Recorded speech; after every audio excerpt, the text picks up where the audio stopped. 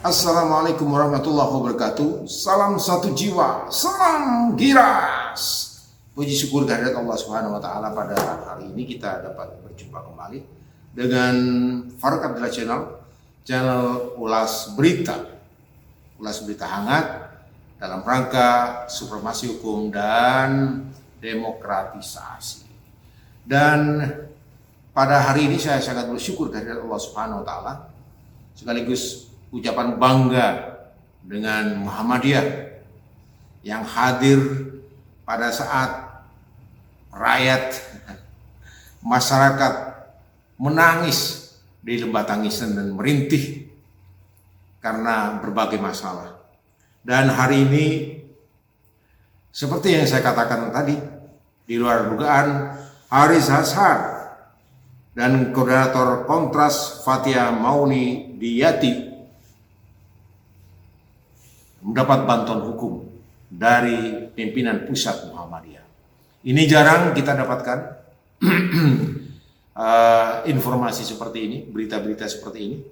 Dan rupanya Muhammadiyah pasang badan dalam rangka ikut menegakkan supremasi hukum. Ya, saya patut berbangga tentu, karena organisasi tertua di negeri ini, Muhammadiyah, berani pasang badan dan memimpin untuk tegaknya keadilan. Kita tahu beberapa waktu yang lalu telah pemerintah ini, rejim ini mengandangkan dua ormas adik-adik Muhammadiyah, dan kata kutip ya, mengandangkan FPI dan HTI. Dan rupanya Muhammadiyah hari ini memilih pertempuran yang luar biasa, pertempuran ilmu pengetahuan, isu fikri. Jadi peperangan pikiran dalam rangka tegaknya demokratisasi, tegaknya demokrasi dan supremasi hukum. Tapi ketika kita menengok ke belakang, bahwa Muhammadiyah di zaman Orde Lama telah menyelamatkan bangsa dengan sikap konstitusi itu, yakni menyelamatkan bangsa dari keterpurukan dengan melawan rezim yang pada saat itu membuat Nasakom yang digagas oleh Bung Karno. Hari ini rupanya luar biasa. Ia pun, Muhammadiyah, melakukan langkah-langkah seperti itu. Padahal kita tahu Nasakom yang digagas oleh Bung Karno. Bung Karno adalah anak dari Muhammadiyah. Dia anak kandung Muhammadiyah. Namun ketika melihat perkembangan situasi yang diduga akan merugikan umat Islam, dia memilih berpisah dan mendirikan Masyumi bersama-sama umat Islam yang lainnya. Namun perlu juga menjadi pertimbangan, pada saat itu Nasakom ada adik kandung Muhammadiyah yang namanya Nahdlatul Ulama bergabung dengan Nasakom. Namun Muhammadiyah tanpa ragu dia siap berhadapan dengan adik kandungnya pula, yakni Nahdlatul Ulama. Yang kita ketahui hari ini, walaupun rejim menguasai hari ini begitu kuatnya, begitu dekatnya pula dengan banyak ormas-ormas, dengan tokoh-tokohnya, kali ini Muhammadiyah tidak main-main. Dia berhadapan langsung dengan Luhut bin Sarpanjaitan yang disebutnya sebagai orang istana yang cukup kuat. Jadi hari ini Muhammadiyah melawan istana. Apa? Dalam rangka tegaknya hukum. Kawan-kawan Farouk Abdillah Channel, rasanya memang kita patut bersyukur. Di negeri ini masih ada yang berusaha menegakkan keadilan, berpihak kepada rakyat kecil. Dalam hal ini yang terjadi terhadap Direktur Lokataru Haris Azhar dan Koordinator Kontras Fathia. Mudah-mudahan ini contoh cerminan kita dalam berbangsa dan bernegara, bahwa ormas besar tidak hanya besar menjadi besar, tapi ikut memberi peranan dalam menegakkan demokrasi sekaligus formasi hukum. Alangkah naifnya organisasi-organisasi yang besar ternyata tidak peduli dengan lingkungan, dengan masyarakat di bawahnya. Dia berdiri di atas menara Gading, merasa hebat, tapi tidak peduli apa yang ditunggangi, apa yang ada di bawahnya. Baiklah, kita baca berita saja dari portal islamid.id yang berjudul PP Muhammadiyah beri bantuan hukum untuk Haris Azhar dan Fathia Maulidi Yati. Portal islam.id, lembaga bantuan hukum LBH PP Muhammadiyah jadi kuasa hukum untuk Direktur Lokataru Haris Azhar dan Koordinator Kontras Fathia. Bantuan hukum kepada kedua aktivis itu diberikan setelah adanya pertemuan antara pengurus LBH PP Muhammadiyah dengan Haris Azhar dan Fathia. Bersama beberapa fakultas lainnya, LBH PP Muhammadiyah akan lakukan langkah hukum, yakni mengajukan gugatan pra-peradilan terhadap penetapan tersangka Haris Azhar dan juga Fathia. Ya, ini langkah yang cukup luar biasa, karena proses atau peristiwa yang terjadi dalam kasus Haris Azhar dan Fathia ini diduga belum tuntas keseluruhannya. Sebab Haris Azhar hanya membacakan apa yang dari hasil penelitian lembaga yang berkaitan dengan berbagai persoalan di tanah air ini. Namun bacaan melalui YouTube-nya Haris Azhar ternyata berbuntut, dilaporkan ke polisi. Katanya diduga telah melakukan pencemaran nama baik. Menurut analisa saya, kalau biodata yang menjadi rujukan persoalan, seharusnya biodata itu dibuka dulu. Mana yang disebutkan pencemaran nama baik, mana yang tidak benar, dibuka seharusnya. Luhut bin Sarpanjaitan seharusnya diperiksa dulu oleh polisi mana yang dikatakan Haris Azhar itu sebagai sesuatu pencemaran nama baik. Diverifikasi data itu, sehingga data itu akan berbunyi yang sesungguhnya, bukan berbunyi asumsi. Inilah yang terjadi hari ini. Maka pantas Muhammadiyah tampil ke depan menjadi bempernya Haris Azhar dan Fathia. Kenapa? Ini tidak lazim di negeri ini. Kalau orang melaporkan kemudian dituduh pencemaran nama baik, tidak ada bukti-bukti atau alasan yang membenarkan bahwa itu ada sesuatu yang tidak benar dari pernyataan-pernyataan Haris Azhar, diverifikasi, di cross check, dipertemukan, itulah baru dikatakan ada pencemaran nama baik. Jika narasi yang dibangun kemudian oleh Haris Azhar dari temuan-temuan LSM itu disiarkan di YouTube, kemudian ada masalah-masalah, seharusnya memang dibalas dengan jawaban bahwa itu tidak benar, yang benar begini, A, B, C, D.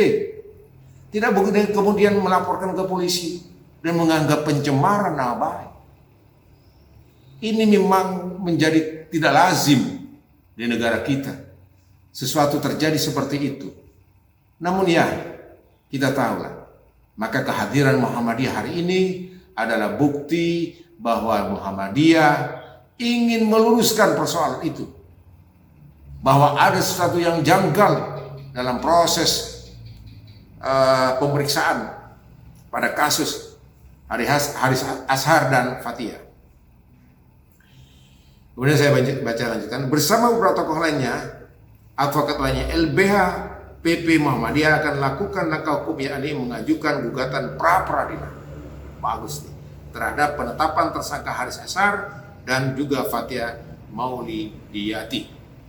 Ya, penetapan tersangka terhadap Haris Azhar akan diupayakan untuk pra-peradilan. Artinya kita menguji benarkah cara-cara yang dilakukan oleh penyidik menetapkan Haris Azhar dan Fathia ini sebagai tersangka. Inilah yang akan dikoreksi total oleh Lembaga Bantuan Hukum Muhammadiyah. Digitasi LBH PP Muhammadiyah, Ghufroni mengatakan, upaya hukum itu penting dilakukan karena penetapan tersangka kepada kedua aktivis HAM tersebut dinilai tidak sah dan tidak sesuai dengan Kitab Undang-Undang Hukum Acara Pidana (KUHP), mengingat bahwa BP sejauh ini belum pernah dimintai keterangan sebagai pelapor. Waduh, inilah kawan. Inilah kawan. Syukur alhamdulillah Muhammadiyah. Saya bersyukur masih ada ormas dan Muhammadiyah tampil ke depan. Mudah-mudahan diikuti ormas-ormas yang lain. Ketika tidak hadir keadilan di tempat itu, mudah-mudahan ormas-ormas yang lainnya ikut ambil bagian dalam meluruskan persoalan-persoalan begini. Sehingga alat bukti tidaklah cukup untuk menjadikan Haris Azhar dan Fathia sebagai tersangka. Dan jelas kasus ini terkesan dipaksakan, ujar Ghufroni dalam keterangan dikutip Rabu 23 Maret 2022. Ghufroni berpendapat seharusnya penyidik melakukan pendekatan restorasi justice karena pasal yang disangkakan menggunakan pasal Undang-Undang ITE. Dengan demikian, penyidik tidak boleh gegabah dengan menaikkan status dari penyelidikan ke tahap penyidikan dan kepada penetapan tersangka, sekalipun yang melaporkan adalah pejabat publik seperti LBP. Alasan mengajukan pra peradilan, kata Ghufroni, adalah bahwa penetapan tersangka ini dinilai sebagai cara efektif pihak kepolisian untuk membungkam suara aktivis. Saya ulang. Alasan mengajukan pra peradilan adalah bahwa penetapan tersangka ini dinilai sebagai cara efektif pihak kepolisian untuk membungkam suara-suara kritis yang kerap disampaikan para aktivis dan tokoh. Ini keluhannya Muhammadiyah ya. Keluhannya LBH Muhammadiyah. Dia juga merasakan bahwa ada pembungkaman terhadap orang-orang yang berpikir kritis.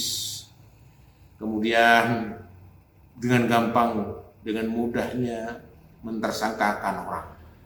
Ini kajian Lembaga Bantuan Hukum Muhammadiyah berpendapat seperti itu. Artinya rasa pedas cabai tidak dirasakan banyak orang kalau begitu. Ya pasti. Cabai pedas itu dirasakan banyak orang, kecuali orang-orang yang tidak normal. Walaupun satu genggam nggak merasa pedas dimakannya, itu orang-orang tidak normal. Tapi bagi orang-orang yang normal, saya rasa satu akan menyebabkan kita menjadi pedas ketika memakannya. Dalam beberapa kasus, kata Ghufroni, banyak aktivis HAM dan pegiat anti korupsi yang dijadikan tersangka, tapi kasusnya tidak pernah dilanjutkan oleh penyidik yang dinilai sebagai langkah untuk menyandera atau menggantung kasusnya sedemikian rupa agar mereka tidak lagi bebas bersuara dan menyatakan pendapat. Ini dikritisi ya. Penyidik dikritisi oleh LBH Muhammadiyah. Maka gugatan pra peradilan ini untuk memberikan kepastian hukum bagi siapapun yang dijerat pasal pidana, ucapnya. Haris Azhar dan Fathia Maulidiyati sebelumnya ditetapkan sebagai tersangka kasus dengan pencemaran nama baik yang dilaporkan oleh Menteri Koordinator Bidang Kemaritiman dan Investasi Luhut Binsar Panjaitan. Itulah kawan Farouk, betapa sedihnya kita semuanya, betapa dukanya kita semuanya proses keadilan penegakan hukum di Indonesia masih terlihat belum berpihak kepada masyarakat kecil, terutama para aktivis, NGO, LSM dan segala macamnya. Tentu harapan kita Muhammadiyah tetap konsisten. Dia di zaman Orde Baru seperti yang saya katakan, Orde Lama saya katakan, di zaman Orde Lama dia bisa bertarung dengan Nasakom, dia bisa bertarung dengan PKI, dengan gigih, dengan berani, tanpa rasa ada takut. Mudah-mudahan hari ini keberanian melimpah dalam pertarungan pemikiran, perang pemikiran yang dilakukan oleh Muhammadiyah dalam rangka menegakkan keadilan, hukum, dan demokrasi. Karena tidak mungkin orang-orang sekelas-kelas yang tidak paham hukum akan melakukan perlawanan, mustahil. Sekelas Haris Azhar saja, ini sudah disangkakan, ini ditersangkakan. Sekelas Fathia yang ketua Kontras, ini hari ini sudah disangkakan. Padahal riwayat Kontras didirikan oleh Munir almarhum, Allah maafillahu, dulu tariknya sangat luar biasa. Tariknya luar biasa. Dia menemukan kasus-kasus di Aceh, masalah GAM dan segala macamnya. Dia menemukan pelanggaran-pelanggaran HAM. Hari ini ketuanya jadi tersangka. Nauzubillah min dzalik. Oleh karena itu, ketika moncong meriam diarahkan ke istana yang dilakukan oleh Muhammadiyah, didukung oleh rakyat Indonesia. Saya sangat yakin militansi orang-orang Muhammadiyah, walaupun jumlahnya tidak ratusan juta, hanya sekitar insya Allah 60 juta, militansi orang-orang Muhammadiyah ini tidak diragukan. Bukan orang-orang hanya bisa berbicara, tapi dia memiliki militansi dan memiliki kekuatan yang luar biasa, terutama kecerdasan dan istiqomahnya terhadap sesuatu yang dianggap urgent dan dianggap benar. Dia tidak akan ditolak-tolak. Riwayat Orde Lama membuktikan Muhammadiyah jatuh bangun menghadapi PKI. Dia melawan saudaranya dalam sebuah konstitusi. Ketika partai didirikan, dia tetap kokoh di Masumi, walaupun saudaranya sudah berpindah ke Nasako. Hari ini memang betul-betul pertaruhan bagi kita. Pertaruhan bagi umat Islam. Bagi kita semuanya. Tidak mungkin hari ini rakyat dibiarkan keleleran. Tidak mungkin rakyat dibiarkan menangis, merintih di lembah-lembah duka. Umat Islam berteriak, tolong, tolong, tolong. Hari ini banyak masalah.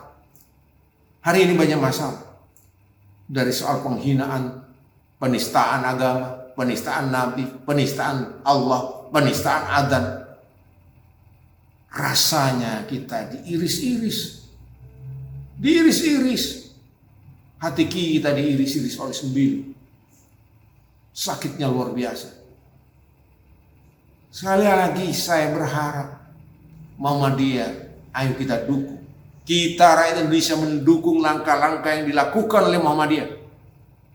Dan saya yakin Muhammadiyah tidak sendirian. Sebab banyak orang-orang tidak pernah berorganisasi A, B, C, D, E, F. Di permukaan saya temukan mereka-mereka pendukung-pendukung Muhammadiyah. Saya temukan orang-orang yang tidak pernah punya KTA Muhammadiyah atau Aisyah atau Pemuda Muhammadiyah. Mereka alhamdulillah ternyata para pendukung Muhammadiyah. Saya yakin jumlah Muhammadiyah, orang Muhammadiyah yang tidak ber-KTA, yang tidak langsung menjadi pengurus struktural akan melebihi jumlah-jumlah yang lainnya.